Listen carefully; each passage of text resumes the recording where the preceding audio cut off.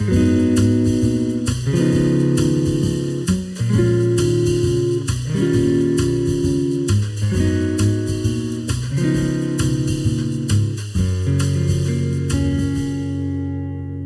everybody, and welcome back to the podcast. It all depends on the situation.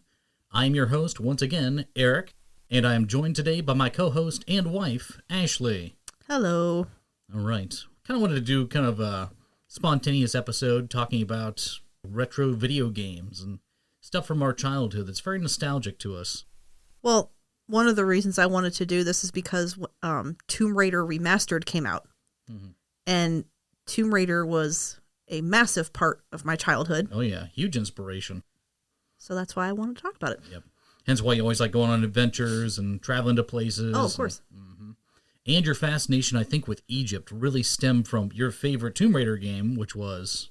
Last Revelation, which was all in Egypt. Definitely. So, I definitely think you took a lot of inspiration behind that. So, oh, for sure. Mm-hmm.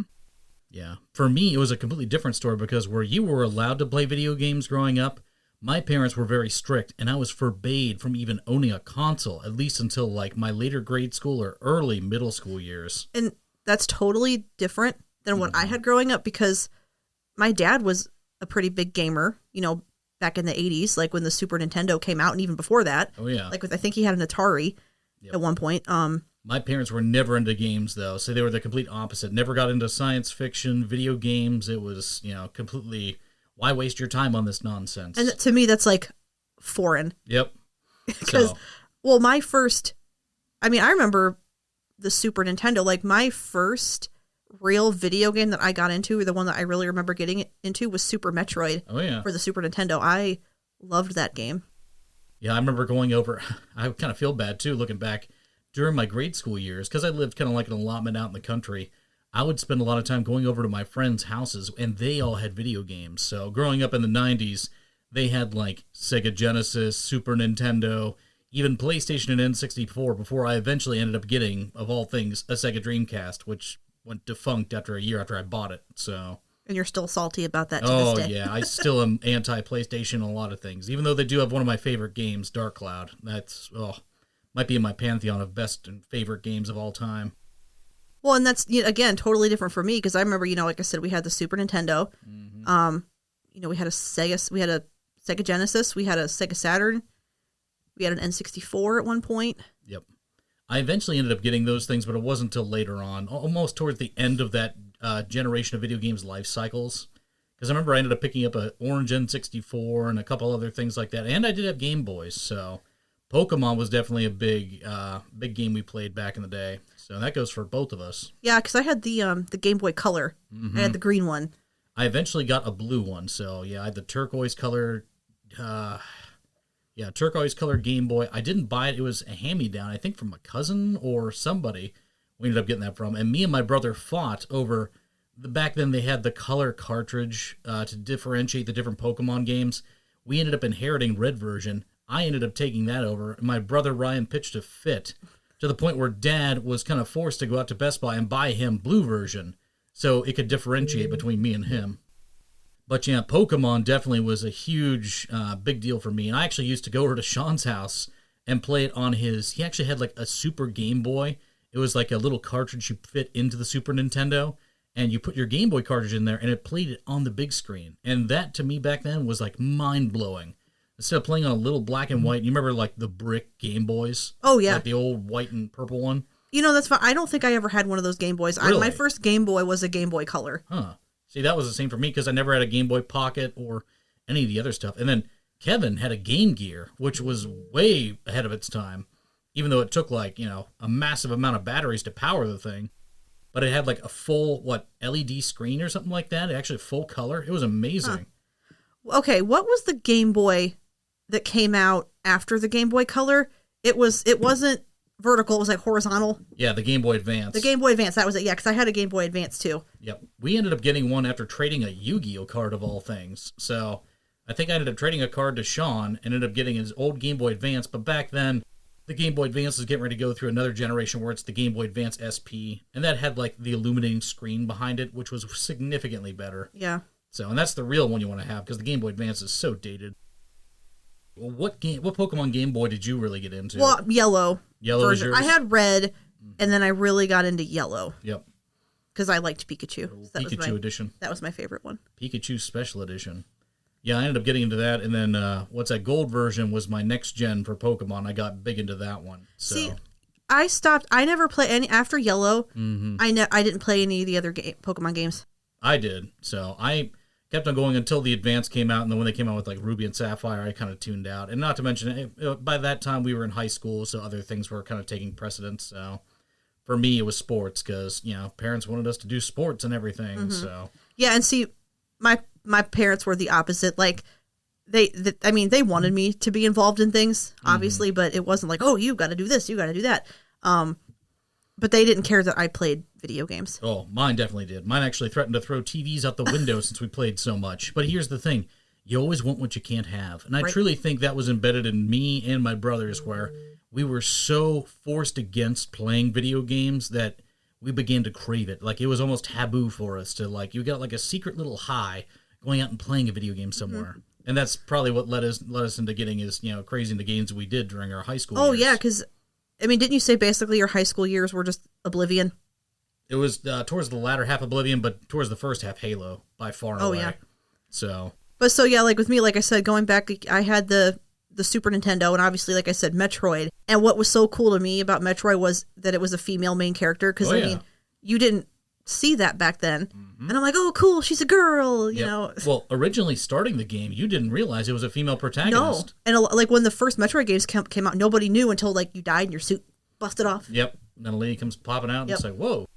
But yeah, there really was, especially during like the 90s, there was a kind of a lot of like heroine figures in video games. Like I said, from Tomb Raider and Lara Croft. Lara Croft, yep. For sure. You got Samus. Oh, well, remember when we were at the Exchange, remember the game Oni? Oh, yeah. That had a female protagonist. Yep. Yeah, there was Oni. But I don't know how popular that game was, though. Perfect Dark. Yeah, like I said, there was just, a rise in, female heroes. But I thought that was cool. But then what? And then obviously, like, we had Mario. Oh, yeah. Yeah, Mario was a staple. Well, I remember going over to my neighbors across the street and playing Donkey Kong. Yep. That was what we played all the time.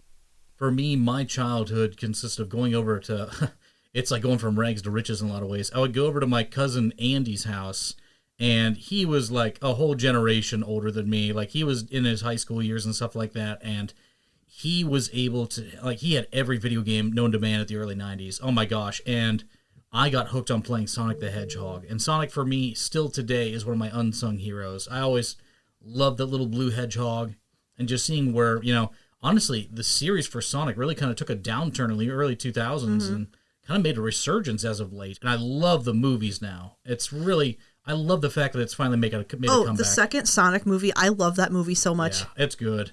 It's so funny. Yeah, I'm looking forward to the third one, which comes out later this year. So that should be fun. But Sonic, growing up for me, that was my idol. Because I remember I used to have dreams about Sonic or pretending to be Sonic when I was a little kid. So just running all over the place. But yeah, my first Sonic game was actually, of all things, Sonic CD, which my cousin had. And I thought it was so cool. I'm like, what is this? So I played Sonic. Me and my cousin Heather used to play on the Genesis. Mm-hmm. We played Sonic a little. We would play, like, not a lot, but I remember us playing it when we were kids. Because I remember, like, every time, like, we would go to her house and, we either had, like, when we go to each other's houses, like, it was either the PlayStation or the Genesis. Yep. And I remember playing, like, Mortal Kombat, especially on the Sega Genesis. Her and I would play Mortal Kombat all the time. And back in those days, boy, Mortal Kombat, it really made headlines because, like, I think it was the Genesis version actually had blood in the first one, and I don't think the Nintendo version did. I think so, yeah. And it was very controversial, and I think it actually helped that, and I think, what was the game, Night Trap? Really kind of, like, set the precedence for creating, like, a rating system in video games. Yeah. So... Were they even really rated before? That's what I mean. They eventually ended up becoming, like, self-rating themselves, because if not, then the government would have stepped in and basically created a rating system, which they didn't want any of that. But really, Mortal Kombat and Night Trap kind of, like, blaze that trail. So, and it's funny to see Mortal Kombat still carry on, even though its parent company, I think, is basically went defunct and absorbed by Warner Brothers. Yeah. So, because, oh my gosh, going back to Midway games, oh, they had so many classics that me and my buddies even still today play. Especially Gauntlet Dark I would say Legacy. Gauntlet was Midway, right? We keep on saying we really wish they'd remaster that game because that is just such a fun hack and slash I game. am surprised they have not remastered it. I'm shocked by that. It must have something to do with licensing because they really have not rebranded or like released anything since it's been probably over a decade now. But that's a great game. Sorry. And it plays, like I said, more like a dumbed down Diablo, especially like Diablo 3. Mm-hmm. Diablo 3 is far more customizable. It feels like a more, like I said, more customizable and enhanced version of what, Dark Legacy. I feel like I would be more apt to play Dark Legacy if it was a remastered version. Like that. Yep.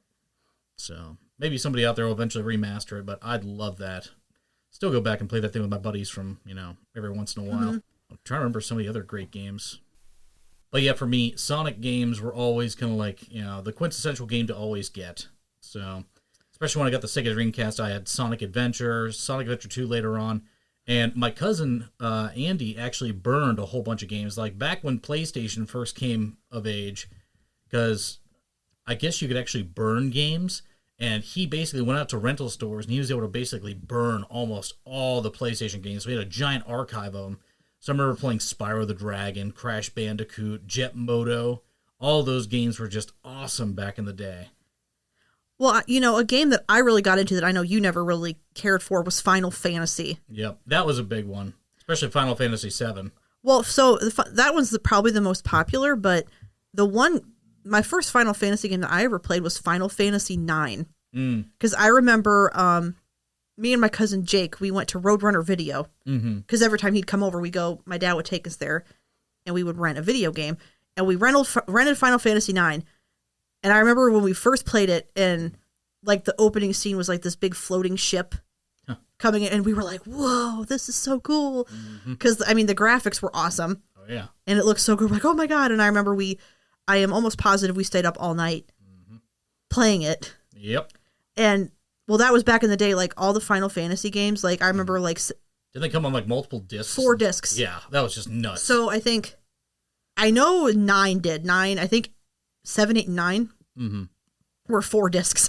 Oh my gosh. Yeah. I'm trying to think of ever, like I've played a few PC games that are like that. Like Black and White 2 was like that, where you basically get to play as a god and basically kind of like, it's like a world builder type thing where you build up armies and everything.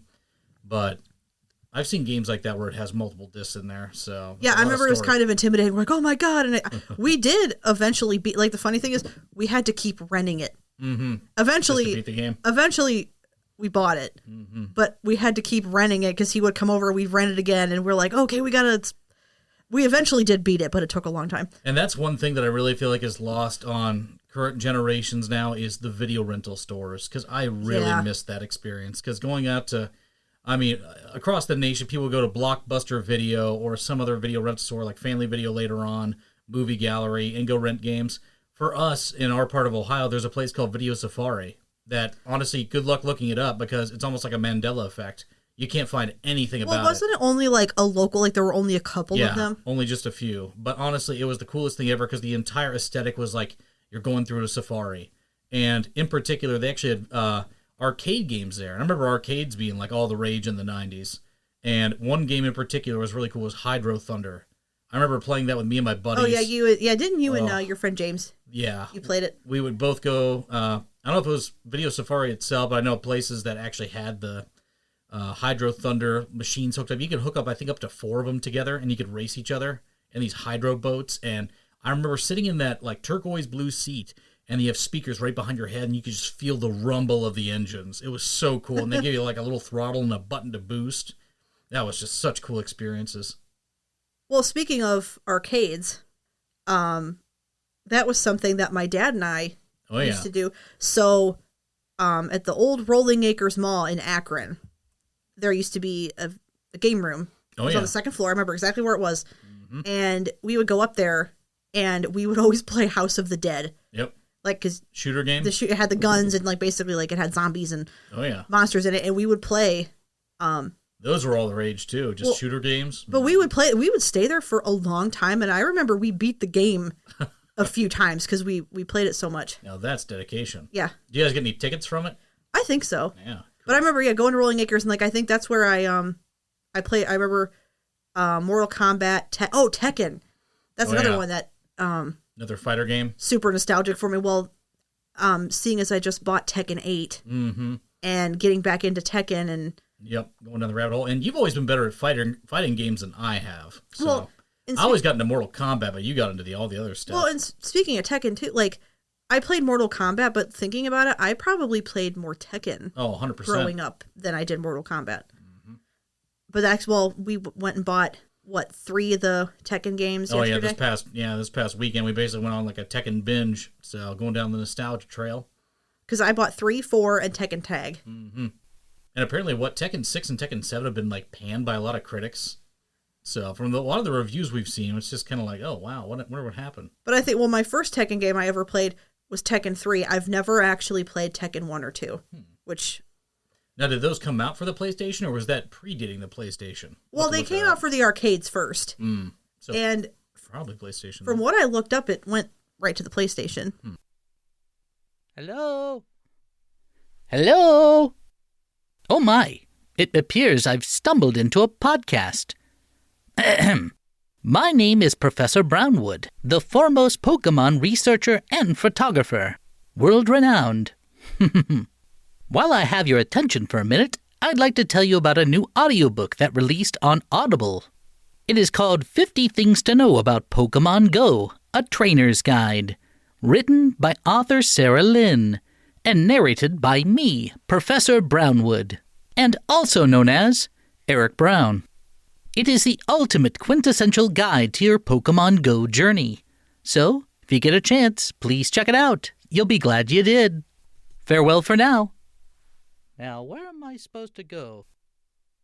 I'm trying to think of so many other games. Like I said, for me, I would go over to my neighbor's house and play Super Nintendo.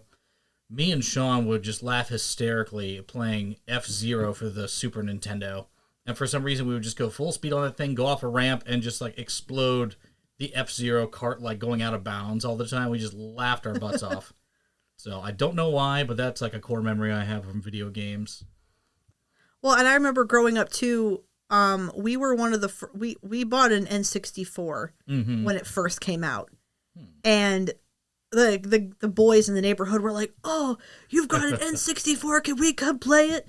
And I think my dad was too paranoid to let him come over because he was worried they would break it. Yeah. But it was my couple of the older guy neighbors. They were older than me, I should say. And they're like, "Oh, can we come play it? I heard it's so cool." And my dad didn't let him. Yep. It's a good protective father there. I remember when my first friend to get an N64 was Mark Conti.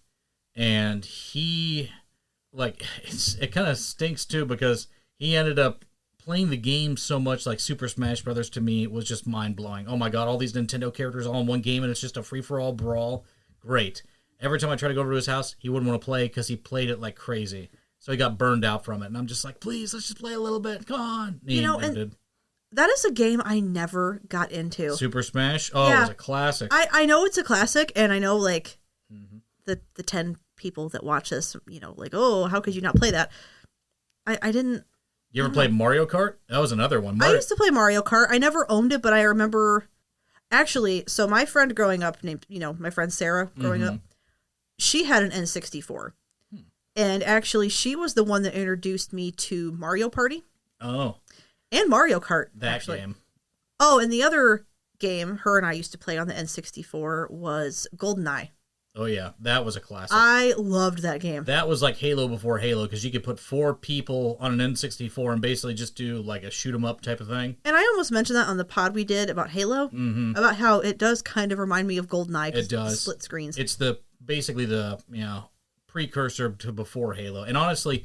my version of that, because I never really played 007 because Mark never owned it, he had Duke Nukem 64. And Duke Nukem 64 played a lot like that, where you could have 4 people all going against each other in like what they called a death match. And I don't know how in the world his dad got him that game because it's rated M for mature. And there was a lot of mature content in that thing. From profanity to, all kinds of other crazy stuff. And the game was friggin' awesome. So that's a very good core memory for me. Yeah.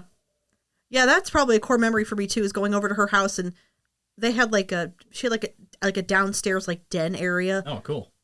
And yeah, we would play the N64 down there. And we played GoldenEye. We played that a lot. Oh, yeah.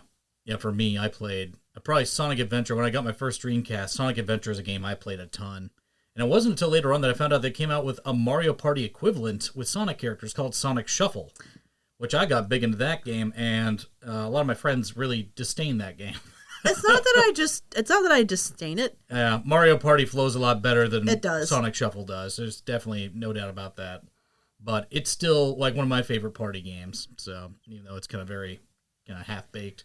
Well, and me growing up too, like, okay, you had brothers and like a lot of neighborhood friends and stuff. Oh, yeah. So I was an only child. And, I had neighbor friends, but we didn't play like all the time. Like, yeah. So I never really had party games growing up. Yeah, it kind of makes sense.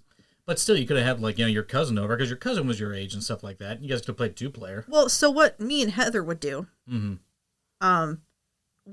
she would come over, and like we were saying earlier, Tomb Raider was one of my favorite games. And we would play Tomb Raider together, kind of. Like, I would play, and we would buy the guidebooks, because I'm sorry, there's no way you could get past some of those levels without a guide, because there's no way. And back then there was no access to internet, so or at least it would be like in its infancy, so good luck trying to get any kind of guide. Well, I wanted to have the official guide, but there was, or actually it still exists, there's a website called Stella's Guide. Like, she literally has guides for like all the games, and I used to go on that a lot. But like I said, Heather would be my guide, quote unquote. And we would go through the games. So you'd be the player, and then she'd be basically, reading from script and prompt, like, okay, here's what you do, but before jumping, oops. So. No, that happened because my dad used to play Tomb Raider also. And I remember we were playing Tomb Raider 2, and I was guiding him, and like I had the book, and he was playing. I remember there was a part, it was in the levels where you're, it was in the offshore rig level, I think. And you have to jump across this pool. And there's a big spinning blade. If you're not paying attention. So my dad, I told my dad, like, okay, you have to jump across to the other platform. And as he jumps, I'm like, oh, and watch out for the blade. And because he jumped right into it. And Laura basically gets, like, skewered. Well, and that's before you could save whenever you wanted. Oh, God. So you go right back to your last save point? Well, in Tomb Raider, they had the little blue floaty save crystals. So you would have to go back to your last save crystal. That's fun. Yeah. It reminds me of Bethesda games, because before they made like the autosave feature, which was a must, like if you ended up getting killed, you were going back a ways. And it sometimes could be like you might have been playing for hours or even like who knows how long. And you go back to that save, it's just like, you just throw your controller down and just say, I'm done. So, I rage quit a few times on certain games. Yeah. Gears of War, for me in particular, I've busted controllers because that game just frustrated me to no end. So, especially Gears of War 2. Well, I never actually broke a controller. Oh, I did, definitely. I never did that. 360 controllers, they were just, coming and going. God, what else? What else did I play? One big thing for me, because as we, reiterated back on the last podcast episode with Kevin, was Halo in particular. Because we used to have massive LAN parties, because that was all the rage. How he said, really the genesis of, the Halo, genre really started with GoldenEye, 007, and Duke Nukem. Then you go on to Halo. You could play 4 people per console, and then you could daisy chain it together through an Ethernet router and play up to like 4 different boxes or multiple boxes up to 16 people. Oh my gosh. Well, and I think I told you the reason that I didn't really get into Halo back then. Yep. It's because you're ex, right? So the guy I was dating at the time, mind you, was in high school. He would play Halo a lot, or really video games in general, and he would never want me to play with him. Goofy. Or like if he was playing with friends, he would never want me to join. Yeah. So I kind of had like a disdain for it for a while. Huh. Until we eventually played it together just as of recently. Yeah. So literally played through what? Yep. Started with Reach and played all the way till 4. Yep. Chronological order, yeah. Halo Reach through Halo 4. So, and you got kind of a taste of like, what we all went through back with all that stuff. And honestly, for my personal preference, I kind of enjoy playing Destiny more, the first Destiny. And I think you enjoyed that probably better than Halos Destiny. as well. I love Destiny. So far more customizable, a lot more fun, very modern. So problem is you got to be connected to the internet at all times. So if the internet's out, then, oh well, can't play. And see, sometimes that's one of the things I miss About the old stuff. about the old stuff is like you could just put the disc in or the cartridge and you're ready to play. Like you don't have to be connected to the internet. You don't have to download anything. N64, blow into the cartridge, slap it in there, press the start button, off you go. You're playing Donkey Kong 64. Boy, I remember playing Super Mario 64. That thing was a killer app. Oh, yeah. That was like, I don't know if that was sold with an N64 whenever you bought the console, or if that was just like a very popular game. I'm pretty sure it was sold with the console. Not 100% sure, but I know that was like a big seller. So that with Mario Party, Mario Kart 64. Yeah. A lot of those games, they were just, staples of the franchise. The Wii was a lot of fun too, coming a generation later. So, or See, two generations later. I never owned. Well, you had a Wii. Mm-hmm. Wii. Yep. Every time I said Nintendo Wii, I have to go Wii. Still like the old commercials where it showed like the two guys from Nintendo driving around in a little smart car. Oh yeah. With a little controller saying, "We would like to play." That was a lot of fun. I like the GameCube. I like the Wii.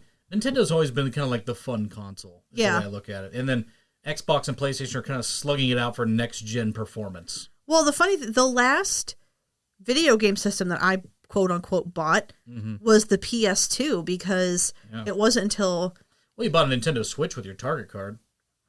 Well, but like before I met you, true. The last system I bought was a PS2, and then I never had an Xbox until we started dating. Yep. I will say this: before I had game consoles, believe it or not, we did have a personal computer, and they actually rebranded a lot of Sega's games for the PC. I ended up going to a BJ's wholesale place, and they had like a Sega collection, and I was able to play Sonic R, Sonic 3D Blast, and I think Sonic and Knuckles 3 were all in like a little disc you play on the PC, and I'm like, oh my god! So I remember like this one summer, like way back in the, I don't know if it was like very early 2000s or late 90s, and I was just like slamming away at Sonic on the computer. So, and for you in particular, PC games for you, the quintessential one for you is probably The Sims. Oh, 100%. Oh. How many hours do you think you poured into that series? Thousands, probably. Thousands. Which one do you prefer out of all the different Sims? Sims 3. Did you play the original Sims? I meant to ask. Oh, yeah. Yeah. Oh, yeah. You play that more than 2? Oh, man. Great question. It's hard to say. I mean, I played the original Sims. Yeah. I can imagine, because you slam away at Sims 3 and 4 still pretty hard. Here's the thing. Because I prefer Sims 3 over Sims 4, because Sims 3 is like open world and it's more customizable, and I just haven't been able to make the full jump to Sims 4. Even though Sims 4 looks like way better graphically. Yeah, I know, but I can't.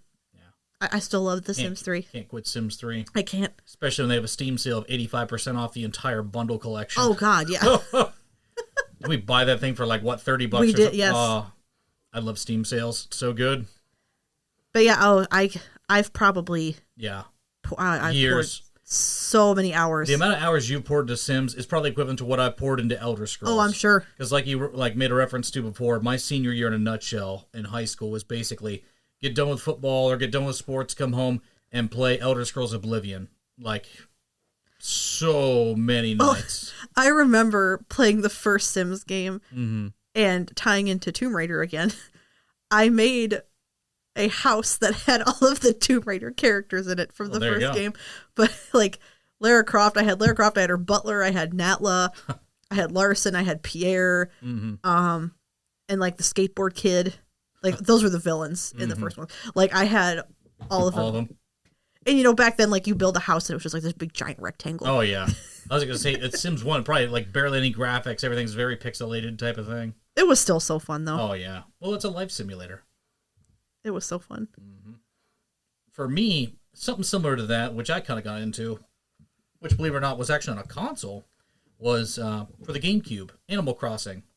And funny enough, I've never really played Animal Crossing. Do you think I would play a game like that? I honestly think you would love it if you really gave it a chance. But it's honestly one of the most relaxing games I've ever played. And me and Kevin, we kind of like...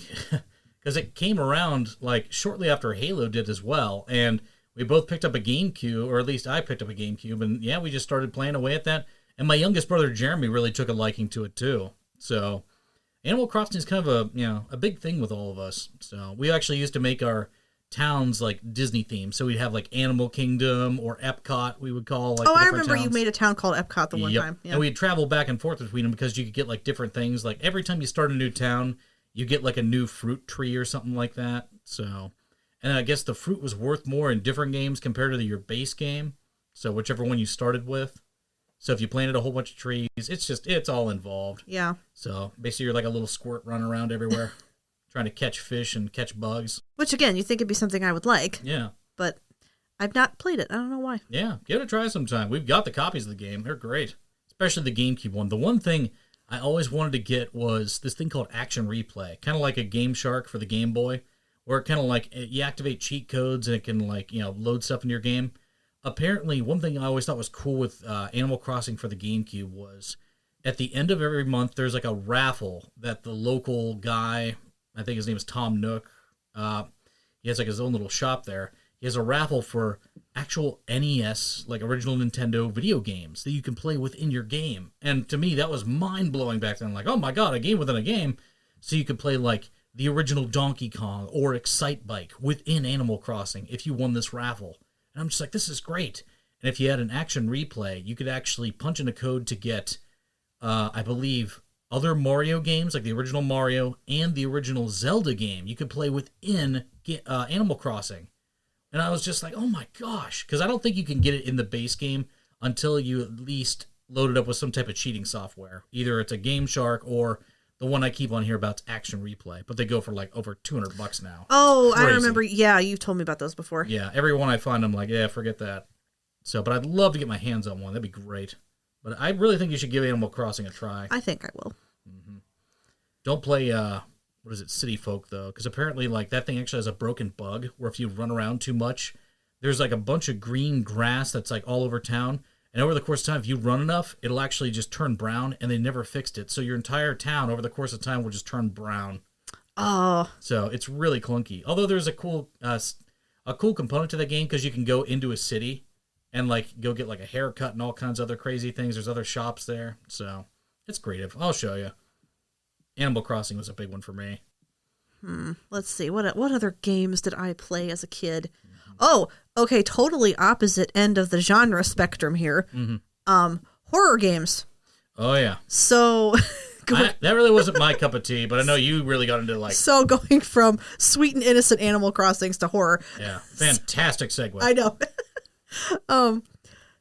So one of my favorite horror games growing up was Silent Hill. Oh, yeah. And, you know, going back to the days when I would go to Roadrunner Video, that's how I discovered Silent Hill.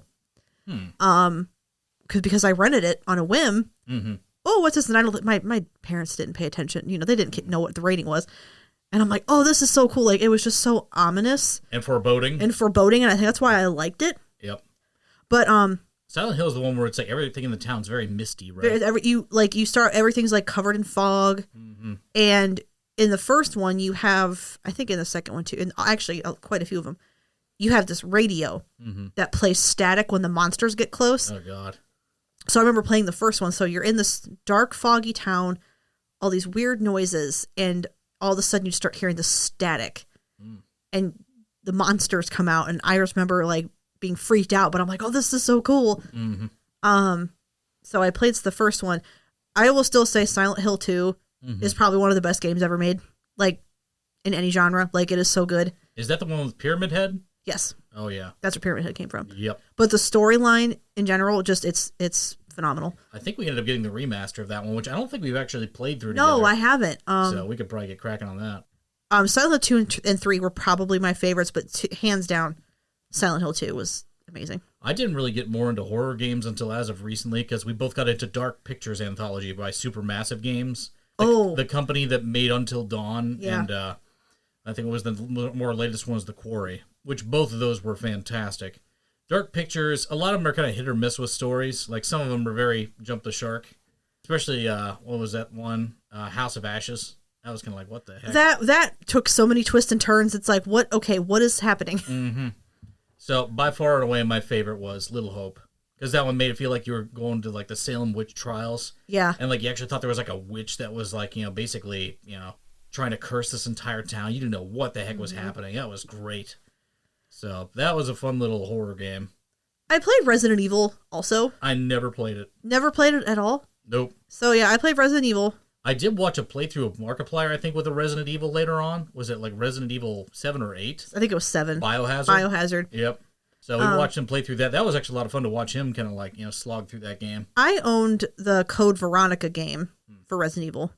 But then, and then I had a memory of playing Silent Hill. Mm-hmm. I remember, again, my cousin Heather was over. And for some reason, we were in my room playing Silent Hill. I want to say it was Silent Hill 3. We were playing it, and mind you, we were playing it at 2 a.m. with the lights off. So really setting the mood there. Setting the mood. And I remember part of the game, like, this monster jumped out. Like, and you weren't expecting it. Like, it was a true jump scare. So her and I both screamed. And mind you, my parents were in the next room. Mm-hmm. So I think my mom and dad both come in. They're like, what's going on? Like, sorry, we're just playing a game. And I think they told us to go to bed.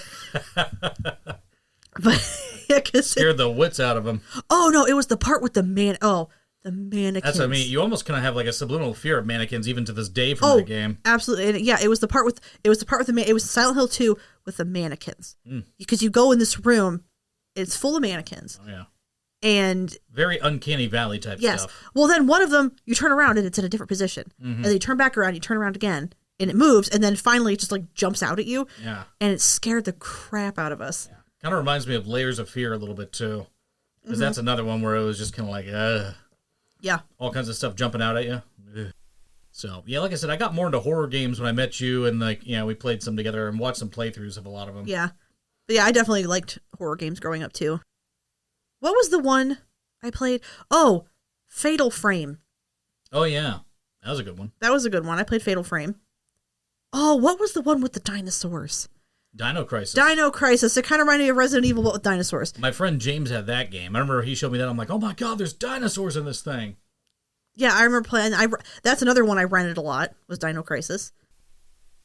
But like I said, along the lines of PlayStation 2 and stuff like that, I still go back to, even though I had such a grudge against PlayStation growing up because they knocked out Sega, is by far and away one of my favorite games. Because I like Legend of Zelda stuff, and Sony's answer for Legend of Zelda when it came out was Dark Cloud.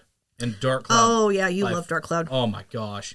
So customizable. There's a whole bunch of like different build-ups you do with different weapons and different characters. And it was such an awesome RPG. So I think back fondly on the days when I played that game. I mean, I still might fire it up pretty soon here again. So, but that game in particular was, it holds a special place in my heart. I love Dark Cloud. I've watched you play that before, and it seems interesting. Yeah, it's very dated by today's standards. I really wish they'd remake it. That's why there's so many of these old games that I feel like would do so well. Yep. I mean, like I said, look at Tomb Raider Remastered. I mean, it's not a complete like redo, but that it looks so good in comparison. It's a double-edged sword because sometimes if they do a darn good job with a remaster, like they did with Halo 2. Well, that wasn't a remaster. They completely they overhauled it, re-released it because they remastered one of my favorite games too from the original Xbox was Battlefront, Star Wars Battlefront 1 and 2. Yeah, they supposedly just released a remaster of it, and it's getting panned by a bunch of fans, just saying like it's utter garbage and this isn't like the original. They changed up so much of this thing, it doesn't even play like this, blah, blah, blah. So, like, if it's done right, the remaster is great. Kind of like you just picked up a new Tomb Raider remaster, 1 through 3. 1 through 3. Your final analysis of that thing's definitely an A+. Oh, absolutely. So, they did a really good job with remastering that one. Because it still feels nostalgic. Oh, yeah. But it looks so much better. Yeah, they updated. Did they update all the cutscenes or just, like, specific ones? The in-game, like, the quote in-game cutscenes, they redid, but the major cinematic ones are still the same as the old games. Interesting. But the in-game ones look so much better. Oh yeah, I can imagine. Well, and then they got rid of Lara Croft's pointy boobs. I was gonna say they rounded her out. Yeah, they rounded her out. She looks more natural. They got rid of the pointy boobs. Nerds cry. I mean, I never understood. Okay, we were talking about Tekken earlier. Tekken 3 was released for the PS1. Yep. Came out the same year as Tomb Raider 1. They both came out in 1996. Really? And the graphics in Tekken look so much better. Let me double check. Because was it 96 and 96? Okay, excuse me. Tekken 3 was released March 20th, 1997. So a year later. But still. Yep. None of the ladies in there had pointy boobs. Yep. Why did Lara Croft have it? I don't know, but they definitely sold on sex appeal for Lara Croft, though, which originally the original creator for Tomb Raider did not want that to be the case. So she wanted Lara to be, just a very, forthcoming, like inspirational female figure, a female hero. I always thought Lara Croft was pretty badass. I thought of her like as a more badass Indiana Jones with like infinite ammo. Oh, especially the original games. Mm-hmm. Like she was a total badass. Oh yeah. And I kind of wish they'd bring that Lara Croft back because the new one, she's good, but she's kind of just more like, I'm hoping, Jonah. I'm hoping that that's what they're working up to. Yeah, that'd be nice. I mean, because I still enjoy the newer games, like the new one, but that basically turned into Call for Jonah. But I miss the Lara Croft of old, if you will. That's where, once again, nostalgia. Yeah. So, and I could just be saying that because that's what I grew up with. But. And that's what I feel about Halo as well, because I'm just like, I long for the Halo days, and it's just like they're trying to cater to a whole new generation, a whole new audience, like it is what it is. So, I'm trying to think of some of the other games I really got into. Oh, well, there's the game I just rebought yesterday, the racing game, Kinetica, which... I don't think that was super popular back in the day because it came out in 2001. Mm-hmm. And, that was the game where you put on these racing suits. Mm-hmm. Basically, like you had the wheels were on your hands and your feet and you were wearing these suits. And I played that like crazy. Oh, yeah. I remember, like I told you when I picked up the game yesterday, I remember going to Toys R Us and playing a demo. And that's a place I was never taken to as a kid either because we were so far out of the way in the country, we never got a chance to go to Toys R Us. At least I never did. Oh, I feel like I practically grew up at Toys R Us. I was not a Toys R Us kid, sad to say. Wah, wah. You need a sound button. Wah, wah, wah. Yeah, we got something like that on here. But that's, going to Toys R Us and playing it as a demo. And I think that might have been the first game I got for the PS2. Really? Was Kinetica. I remember going to KB Toys to get a lot of my games. Oh, so KB Toys. That was a big deal in like all the malls because we had Carnation Mall out in Alliance, Ohio. So, and that had KB Toys and that had like all kinds of video games and stuff like that. And then Walmart moved in and everybody started buying games over there and it knocked KB out of business. I remember going to KB Toys again at Rolling Acres Mall. Mm-hmm. I remember going to Chapel Hill Mall to go to KB Toys. Yep. They had a KB almost, I think, at every over at every big mall. So, yeah. Belton Village over in Canton, I'm sure, had one. There's also Toys R Us over in Canton for the longest time. Is Toys R Us coming back, too, by the way? I thought they were. Heard a rumor about it. Yeah, I whether it actually does or not is yet to be seen. So, but I do remember, like, I would go there, go to Toys R Us, especially as I got older, because obviously when I went to Toys R Us when I was a little girl, like, I was all about Barbies. Oh, yeah. And I would go in the Barbie aisle. Like, I would literally plop down in the aisle to pick out which Barbie I wanted. Growing up, me and my brothers always called that the forbidden zone. So we could never, like, if it was an all pink aisle, it's like, avoid it. Well, but then as I got older and I got out of, like, the Barbies, like, I remember playing, like, the video game demos there. I remember playing, I think, a few Barbie games over at my cousin Andy's house back when I was in, like, grade school. I never played any Barbie games. Just to try it, I'm just like, this thing's kind of slow. So I just never really got into it. For as much as I loved Barbies growing up, I never played a Barbie game. That's weird that I did and you didn't. I was. That's not surprising to me, though. Yeah. So, like I said, didn't really get that much into it, but I have played one. So, like I said, for me, I played more Spyro the Dragon and Crash Bandicoot back in the day. I love Spyro. Yep. So, Spyro was a classic one. I had a demo disc of Spyro. Because I think I had a demo disc of Spyro, and then there was also the game, was it Medieval? Mm-hmm. I had that. I faintly remember Medieval. Because that was that skeleton guy. Oh, yeah. Yeah, I played that. I liked that, actually. I think that's kind of where I started liking, quote, horror games, was because of that. I mean, I know it wasn't, like, super scary, but... I remember getting a game for the PC that originally debuted, I think, on PlayStation called Croc, Legend of the Gobos, or Gaboos. Croc. I don't. Croc. It's like a little crocodile guy, and he'd like jump from like platform to platform. He'd be like, "Hazoo!" I do not remember that one. Yeah, and he would go around collecting crystals and like these weird little like gerbil creatures. So, but I remember like they ported it to the PC, and I played it like crazy on my computer. So, very addictive game. I beat the crap out of it. So I remember staying up late playing that one time. The one game where I stayed up all night, actually 2 days straight, just to beat it in its entirety, Sonic Heroes for the original Xbox. How did you stay up for 2 days straight? I don't know how the heck I did it. I was just like, I had a whole weekend to myself. I don't know if it was like spring break or something like that, and I just plowed through it. My eyes were just glued to the TV.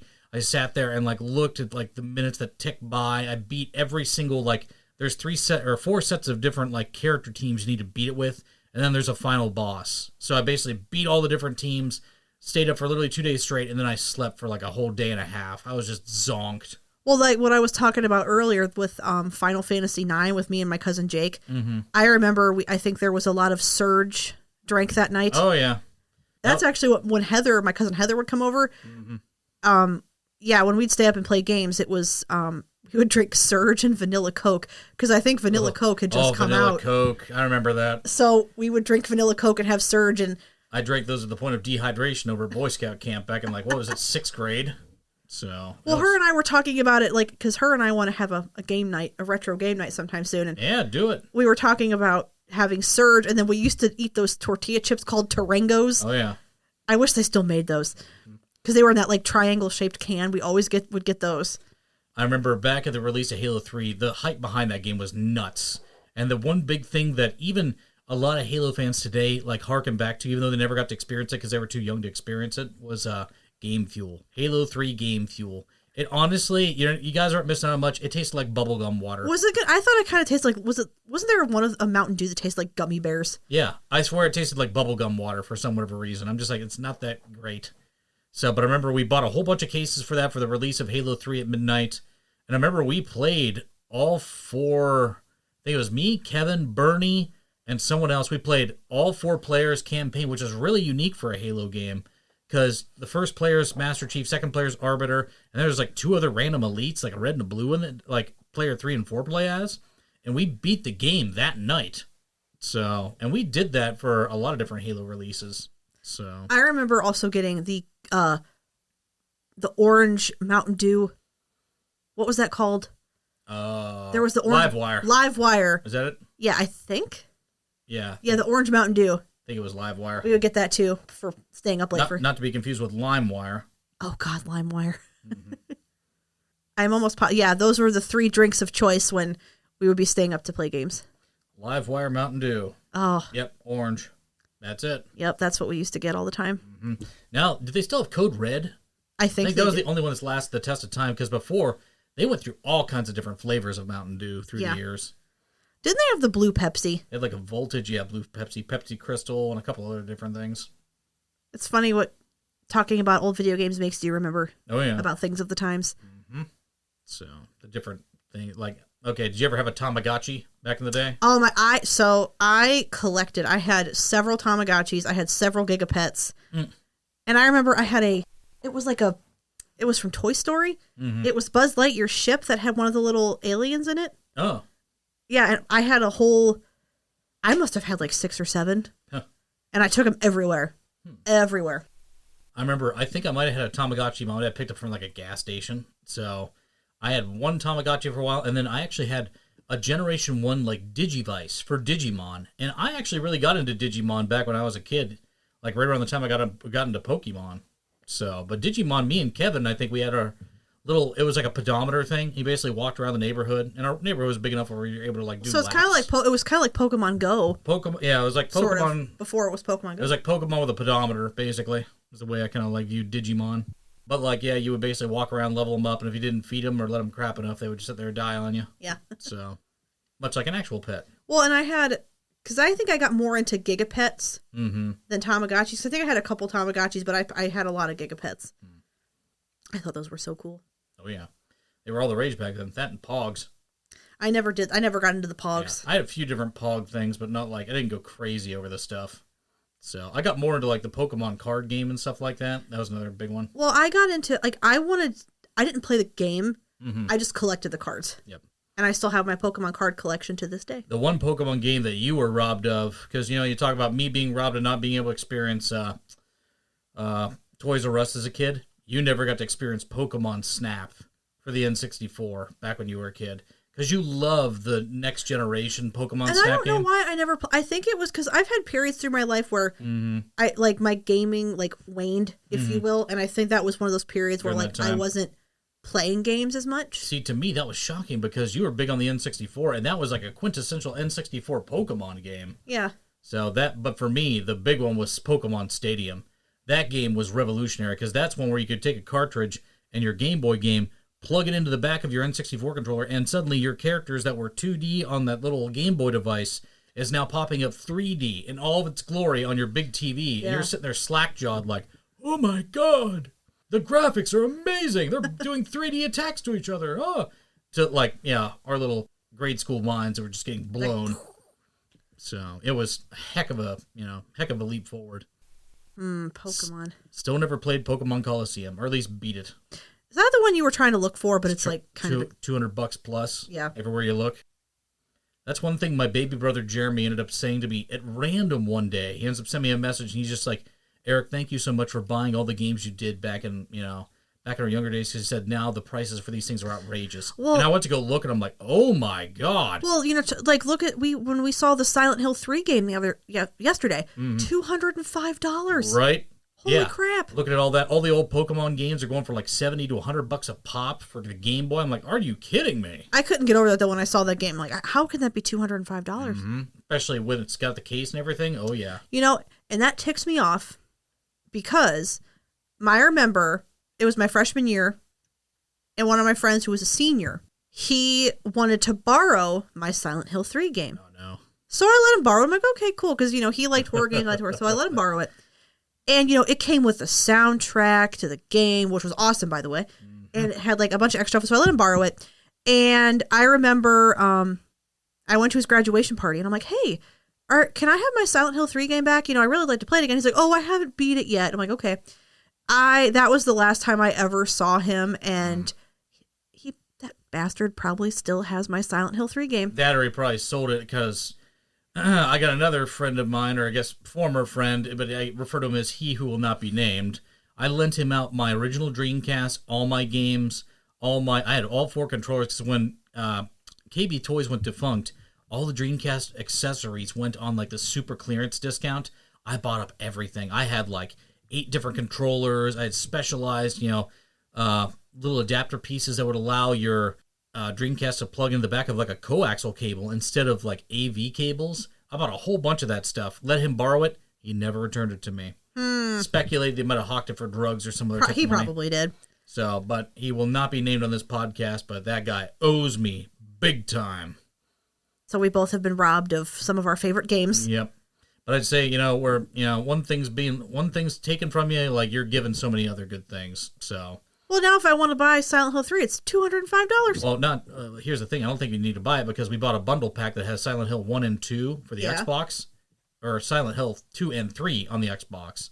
So you've got Silent Hill 3 upstairs. I know, but I wanted the original copy. I wanted the original copy. Just for bragging rights. Yes, and he took it and never gave it back. Yep.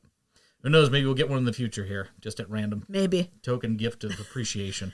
I thought about looking on Marketplace. Yeah, why not? Marketplace to see. Mm-hmm. That's honestly one of the best places you could probably find a game. So, especially for discounted rates. Because this one time, I actually ended up picking up a Pokemon original Monopoly game that was sold back in the early 90s. This older couple were basically just trying to downsize. They were getting rid of this thing. Oh, yeah. A sealed copy of Pokemon Monopoly. They sold it to me for $20. I'm like... And how much is it going for? Oh, probably $150 to $200 plus. And if I keep hanging on to it, it'll probably keep gaining in price. But it's holy crap. So... Yeah, that was kind of a big score. But yeah, you can find some good deals if you look hard enough. Yeah. Oh, man. We've gone all over the place, haven't we? Mm-hmm. But different genres and... That's the point of Pokemon and retro video games. So... But no, back to the very beginning of our tale here. Just, the differences in our childhoods growing up. And yeah. It's so funny how you're so into games now, even not having to be able to experience the same things I did. You always want what you can't have type of thing. And that's definitely the case for me growing up. So, because my parents were such sticklers about this stuff and Yeah. were so anti-game that it made, all the difference in the world for me, where it's like I kind of make up for lost time now because of it. Yeah, like I said, I mean, it was part of who I was growing up, I guess. And it's so nice that, I ended up marrying you because you have such an appreciation for gaming, because you see so many videos of wives and even husbands that basically, constantly are turning off the Xbox or turning off the PlayStation of their significant I other would never. in the middle of their gaming session. But there's so many people that are like that. It's just like, Well, but you don't just sit around all day and play video games all day and No. not contribute to anything. it's just I got the magical ability to hit the pause button and put down the controller. Who'd have thought? Certain games don't work with that, though. It's like Destiny. So, But no, usually, I if I will play never do Destiny, I'll play with you. So, Well, and, my mom was never into video games. Oh, yeah. But she didn't care Yeah. that I played. I was gonna say No, that. my mom, she didn't care that I played. Well, my dad, it's funny because actually, on his wedding day, where the old viaduct is Oh yeah. in Barberton, there was the old one. There used to be a game room down there, an arcade, and the morning of his wedding, of my mom and dad's wedding, he was playing video games at that arcade. So, Yep. Video games are ever intertwined in our nostalgia, for and sure. he always told me about a game that he would play with my cousins Morgan and Justin. I want to say it was called Rygar. Never heard of it. I think it was it must have been for the Nintendo. Maybe. I can't remember. Yeah, I remember him telling me about that game. Oh, what was we got you got that one nostalgic bundle pack. Was it it has all those different old school games on it. Oh, the Sega Genesis collection. Yes, and Golden Axe. That's the one I was on thinking there. of earlier. Golden Axe. Yep. And that's where I would go over to Kevin's house, because Kevin had the Sega Genesis in the neighborhood. And he had Altered Beast. We would play that a lot. Don't know if he had Golden Axe. I don't know if he had the first one. He probably had the second or third one, I think. And then he had I think he had Sonic 2. What was Altered Beasts? Altered Beast is like a thing where, like, it was just like a guy would sit there and, like, you'd either punch or kick, and you'd slowly gather these orbs, and he'd be like, power up! And he would turn into, like, an altered beast of something. Okay, I was thinking of there was a fighting game. I cannot remember for the life of me what it's called. But you can turn into different animals. It was a fighting game, but I think that might have been it, because Altered Beast, you turn into different animals. So, like, you turn into, like, a werewolf guy, and then you turn into, like, a couple other things, like, all throughout as you progress through the levels, you turn into different stuff. hold on, turn. Because I vaguely remember going to a family reunion and, Bloody Roar. Never heard of it. So it was a fighting game. Yeah, and I believe, it's where the characters have a beast mode and you would turn into different beasts. But I remember first playing that, it was the family reunion. And they had it must have been I think it was for the Genesis. I would think it was but I remember playing that Bloody Roar. Yep.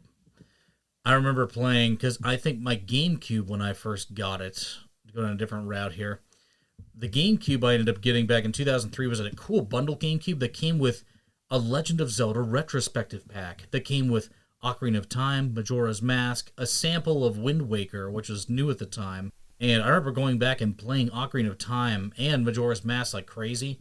And back then, I remember that was the one game where I was actually able to download on a floppy disk, like, how to get all the special masks in Majora's Mask. And somewhere around here, we still have, I think, that floppy disk with all the data stored from, like, that particular, like, walkthrough. Really? Mm-hmm. Interesting. But I remember using that thing a long time ago. But that's a whole different era. But I think I don't know, that sounds like a pretty good wrap for me. How about you? I can't. We've just went, like I said, all over the place. Mm-hmm. But that's okay. Yeah, no, I think that's been great.